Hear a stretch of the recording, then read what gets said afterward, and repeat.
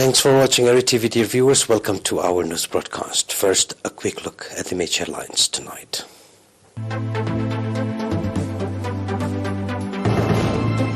Efforts to control harmful practices in northern Red region. Task force set up in northern Red Sea to curb diseases due to lack of iodine. IMF chief sees darkening outlook for global economy.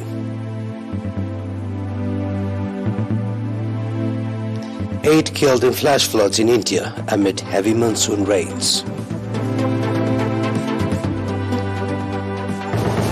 In our domestic news, Mr. Musa Nur Hussain, head of the reproductive health at the Ministry of Health branch in Northern Red region, reported that strong effort is being exerted to develop the understanding of the public on the negative effects of harmful practices in general and that of FGM in particular in the health of women.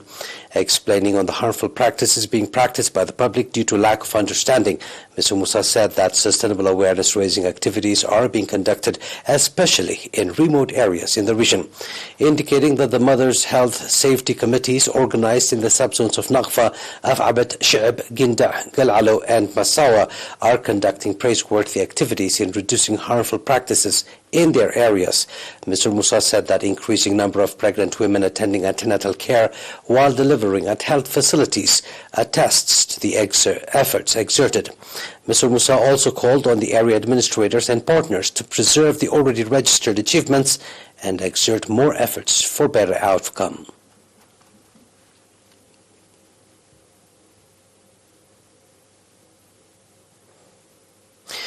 A task force to curb diseases that could occur due to lack of iodine has been set up in the Northern Red region.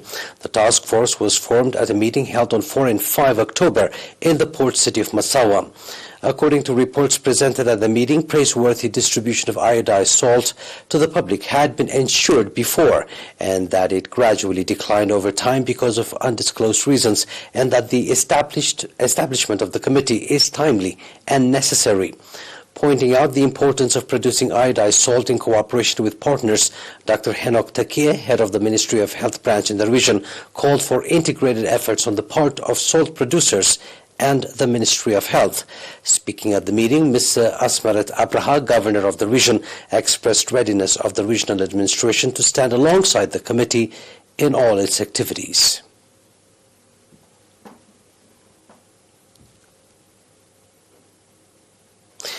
Training on construction of fishing nets was provided to 24 women in Ingal administrative area, Galalo subzone. The training was organized in cooperation with the Ministry of Marine Resources, the National Union of Eritrean Women and Northern Red Sea Administration. Speaking at the concluding event of the training, Ms. Jim'a Raki, head of the National Union of Eritrean Women branch in the Northern Red Sea region, said that the training was in continuation of the various training programs aimed at developing the vocational capacity of women, and called on the trainees to take advantage of the training they were provided with in improving their livelihoods. Mr. Mahmoud Ibrahim, administrator of Galalo subzone, on his part said that similar trainings provided to women previously had significantly contributed in the improvement of the livelihoods of women in the subzone and called for its sustainability. In the same vein, the Ministry of Labour and Social Welfare branch in Galalo subzone extended school materials to 50 children of martyrs and disadvantaged families in the administrative areas of Bordoli, Menkalnila and Galalo.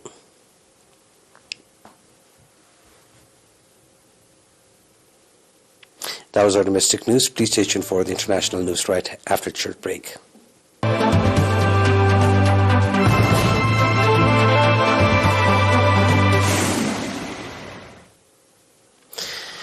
The International Monetary Fund, IMF, will next week downgrade its forecast for 2.9% global growth in 2023.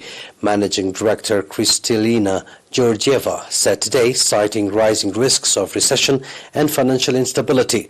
Georgieva said the outlook for the global economy was darkening given the shocks caused by the COVID-19 pandemic, the war in Ukraine, and climate disasters on all continents, and it would well get worse.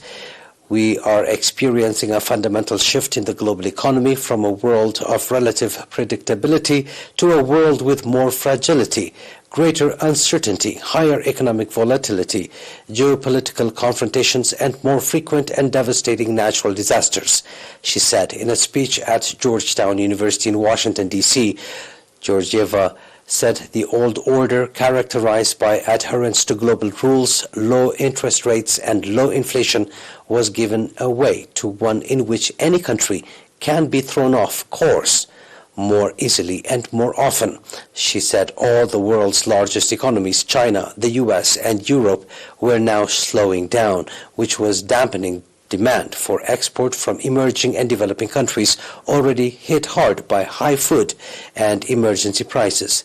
The IMF estimates countries accounting for about one-third of the world economy will see at least 2 consecutive quarters of contracting this year or next, Georgieva said. 8 people died after flash floods hit a river in India's eastern state west of Bengal yesterday in the latest incident of heavy seasonal rain causing havoc in South Asia. Around 70 people were rescued by disaster relief teams, while 13 were undergoing treatment at a regional hospital. The incident happened as people were immersing an idol of Hindu goddess Durga in the Mal River in the state's Jalpaiguri district as part of religious festivities. Eastern and northeastern parts of India received 128% more rainfall than normal yesterday, with some places receiving as much as 9 centimeters of rain, according to India's meteorological department, which has forecast heavy rain in West Bengal and nearby states in the next 3 to 4 days.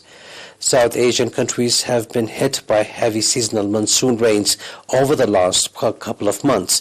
In Pakistan, abnormal rains and glacial melt have triggered floods that have submerged huge swaths of the country, leading to nearly 1,700 deaths in what has been described as an impact of climate change. Across Nepal, more than 60 people have been killed in flash floods and landslides so far this year.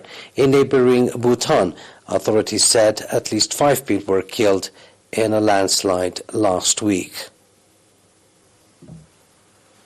Please stay tuned for a recap of tonight's headlines.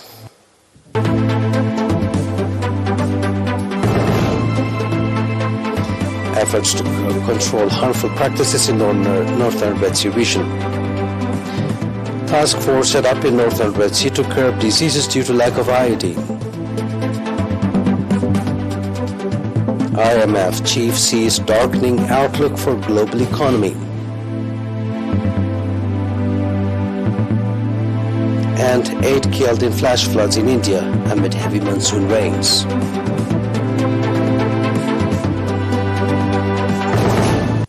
That was our news for tonight, dear viewers. It is good night from us.